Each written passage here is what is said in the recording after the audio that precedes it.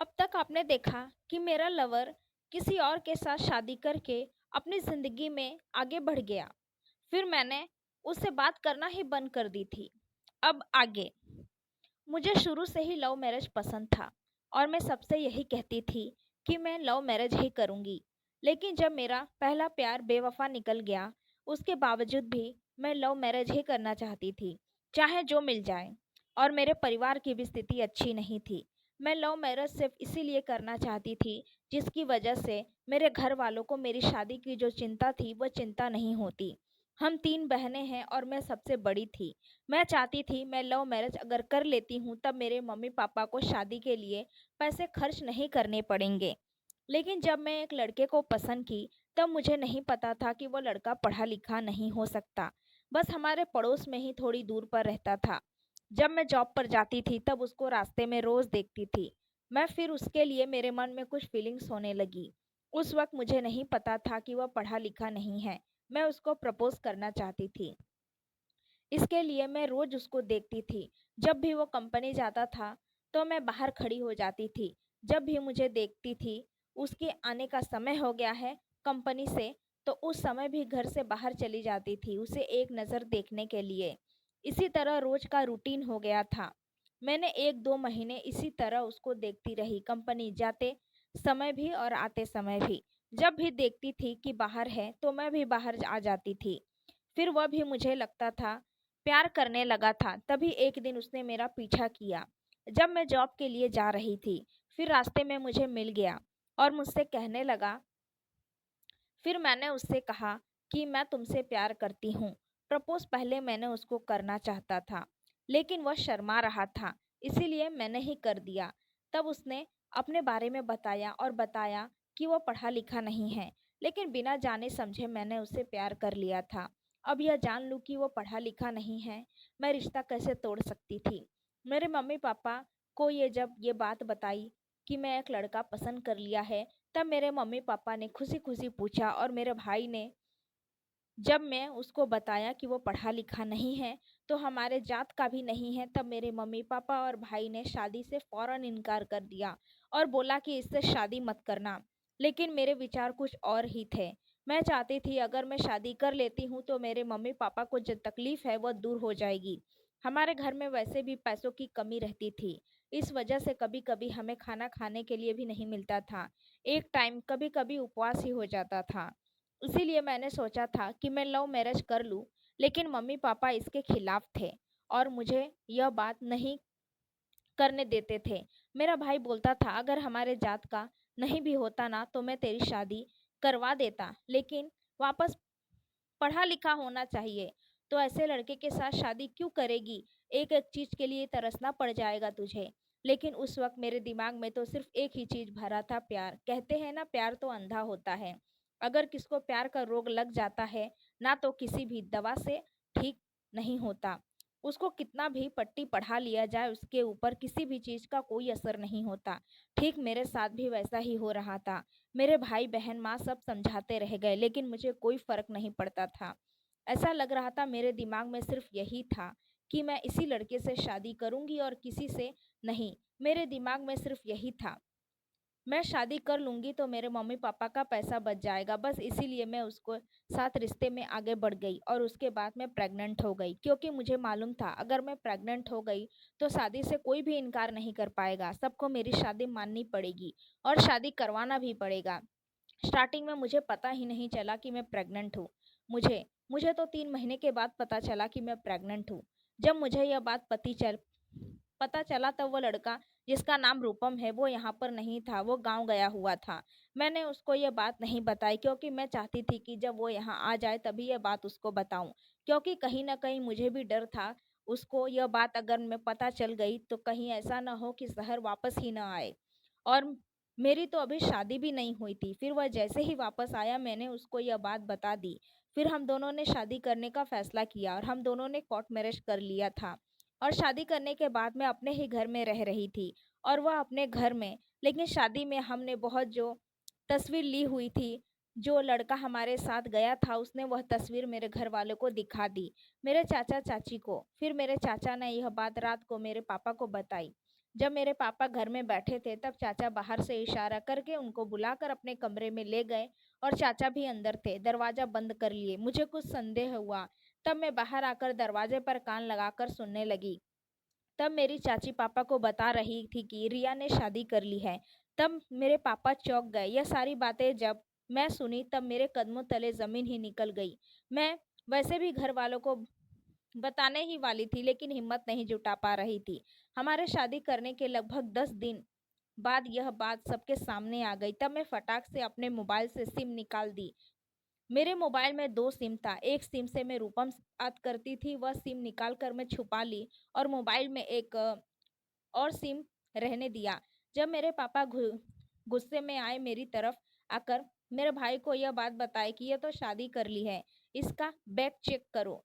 फिर मेरा bag check की तब उसमें से मंगलसूत्र निकला जो मैंने शादी के वक्त पहना था। तब मेरे भाई ने मेरे हाथ से मोबाइल ले लिया और उसमें से सिम निकाल कर तोड़ दिया। मुझे मालूम था जब इन लोगों को यह बात पता चलेगी तो सिम जरूर तोड़ देंगे, इसीलिए मैंने पहले ही वह सिम निकाल लिया था। तोड़ के फेंक दिया और मोबाइल भी तोड़ दिया मेरा। फिर बहुत कुछ सुनाया मुझे, लेकिन उस वक्त मेरे घर वालों को यह नहीं पता था कि मैं प्रेग्नेंट भी हूँ। उनको तो सिर्फ यही बात पता चली थी कि मैंने एक लड़के से शादी कर ली थी। रातों रात सब मिलकर यही प्लान बना रहे थे कि इसको घर से बाहर ना निकलने दिया जाए और इसका हम तलाक करवा देंगे। यह सब बात विचार कर रहे थे, लेकिन मैं अपने मन में तो यही सोच रही थी कि मैं तलाक करूंगी तभी तो करवाओगे। फिर अगले दिन सुबह मेरी चाची को मुझ पर शक हो गया कि मैं प्रेग्नेंट हूँ। जब यह बात सबके सामने आई उस वक्त मेरा 6वां महीना कंप्लीट हो चुका था। शादी करते ही हमें 2 से ढाई महीना लग गए थे इधर उधर पता करते करते, इसीलिए जब तक यह बात सबके सामने आई उस वक्त मेरा 6ठा महीना भी कंप्लीट हो चुका था। फिर उसके बाद सब ने मुझे मिलकर बहुत गालियाँ दी, बहुत भला बुरा बोला। प्रेगनेंसी की हालत में मेरी हालत और भी ज़्यादा खराब हो गई थी। घर पर फिर मेरा भाई बोलने लगा कि चल उसको फ़ोन लगा। मेरा भाई ने सिम तोड़ चुका था, सिम भी। फिर मैंने बोला मैं एक सिम रखी हूँ लेकिन उस सिम में रूपम को फ़ोन नहीं लगा सकती क्योंकि रूपम का फ़ोन यह बात पता चलने के लगभग 3 दिन पहले ही उसका मोबाइल कहीं खो गया था, जिसके कारण मैं उसके दोस्त के मोबाइल पर फ़ोन लगाती थी और उससे बात हो जाती थी मेरी। तब रात को उसके दोस्त के मोबाइल पर मैंने फ़ोन लगाई थी। उसने बोला था वह अभी कंपनी नहीं आया है, जैसे ही आता है मैं बात करवाता हूँ। फिर कुछ देर के बाद रिटर्न मुझे फ़ोन आया। वह फ़ोन रूपम ने किया था। तब मैंने उसको यह बात बताई और बोली कि मेरे घर वाले तुमको अभी और इसी वक्त बुला रहे हैं।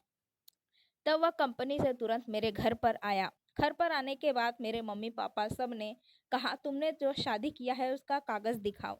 तब रूपम अपने घर पर गया और उसके बाद मैरिज सर्टिफिकेट लाकर दिखाया। इसके बाद सबको यकीन हो गया कि हमने सच में शादी कर ली है। फिर उसी रात सबने मिलकर मुझे घर से बाहर निकाल दिया। रात के करीब 9 बज रहे थे। उसने बोला अब तो शादी कर ली है, अब घर में रहकर क्या करेगी, जा। जाते जाते मेरे भाई ने मुझे 10,000 रुपये दिए और बोला कि डिलीवरी में काम आएंगे, और मेरी माँ ने 200 रुपये मुझे नेक दिए थे। यह देखे मुझे घर से जाने के लिए बोलता है। फिर रुको, मुझे अपने साथ घर पर लेकर आया, लेकिन उसने घर किराए पर दूसरा लिया था। वहाँ यहाँ पर अपने माता पिता के साथ नहीं रहता था। वो तो गांव वाले किसी लड़के के साथ रहता था। जब मुझे लेकर गया तब उस दिन पहले ही उसने एक किराए पर मकान लिया था। उसे घर में 1 रुपए रूम के सिवा और कुछ भी नहीं था। सोने के लिए कोई चादर भी नहीं थी, घर में एक बर्तन भी नहीं था, पंखा, कुल मिलाकर बात करें तो घर में एक झाड़ू तक नहीं था। ऐसे घर में मैं रात में आई थी। फिर हमारे बाजू वाली एक आंटी थी, हमारे घर के बाजू में ही रहती थी। उन्होंने हमें रात को भोजन कराया और अपने साथ 2-3 जोड़ी कपड़े साथ लाई थी और उससे नीचे बिछाकर हम सोए थे।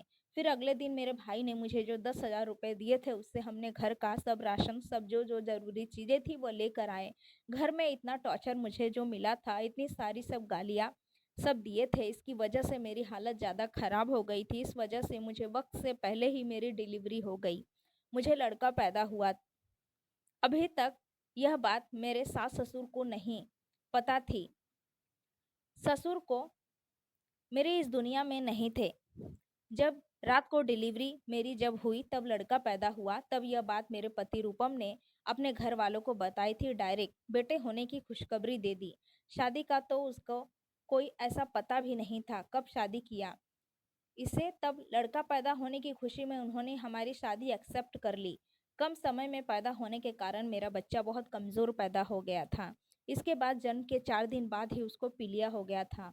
इसके कारण मेरे बच्चे को एडमिट कराना पड़ा था। 1 हफ्ते तक एडमिट रहा, उसके बाद मेरा बेटा ठीक हो गया था।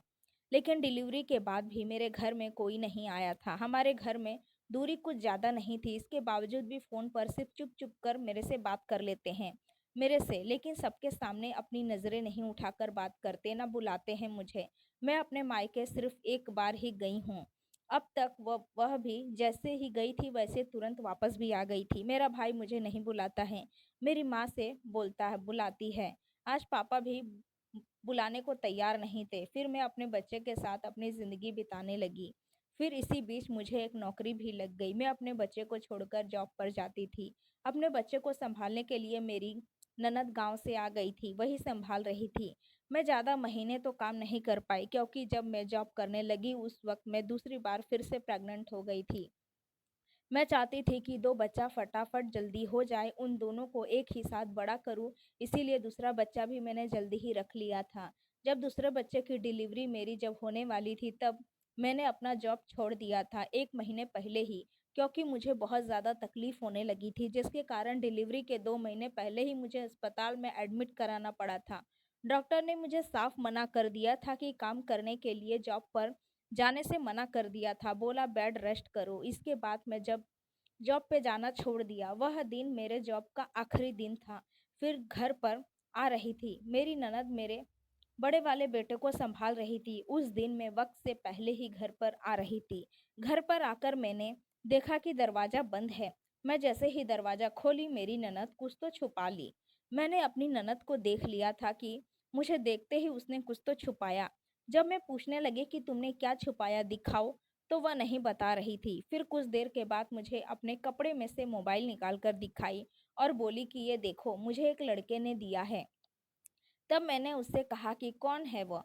वो तो बताने लगी कि उसका नाम राम है और वह मुझको प्यार करता है और उसी ने मुझे यह मोबाइल दिया है बात करने के लिए। जब यह बात मुझे पता चली तो मैं अपनी ननद से कहा, तुमने यह बात मुझे पहले क्यों नहीं बताई?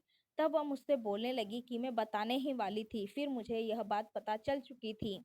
मैंने अपनी ननद से कह दिया कि तुम्हारे भैया को बता देती हूँ। तब मेरी ननद मुझसे बोलने लगी कि मत बताओ, बाद में बताना। लेकिन मैं नहीं चाहती थी कि मैं अपने पति से कोई भी बात छुपाऊँ, क्योंकि मेरा पति एक नंबर का सनकी इंसान था।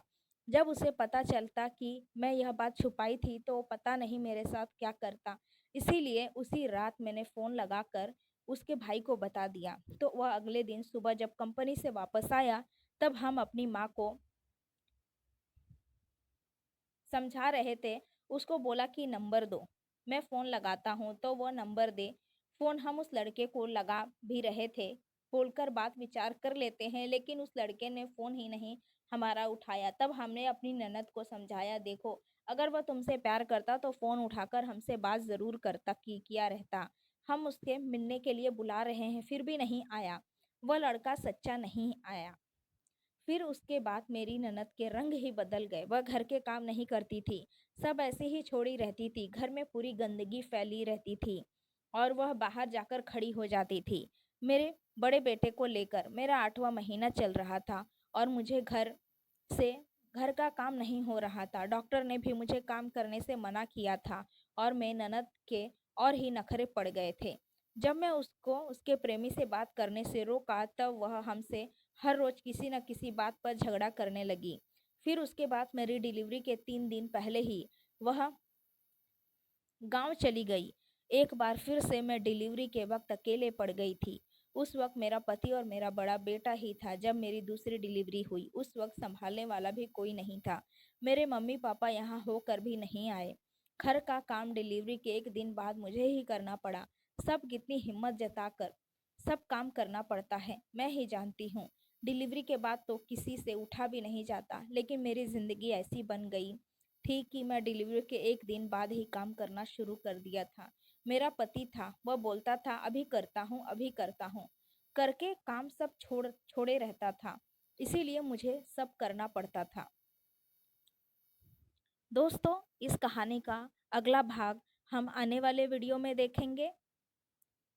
उम्मीद है दोस्तों आपको ये कहानी ज़रूर पसंद आई होगी। कहानी पसंद आई है तो वीडियो को लाइक और शेयर करना ना भूलें, और ऐसी ही कहानियाँ सुनने के लिए हमारे चैनल को सब्सक्राइब ज़रूर करें और नोटिफिकेशन बेल को ऑल करना ना भूलें, जिससे आने वाली हर वीडियो की अपडेट सबसे पहले आपको मिले। Thanks for watching video.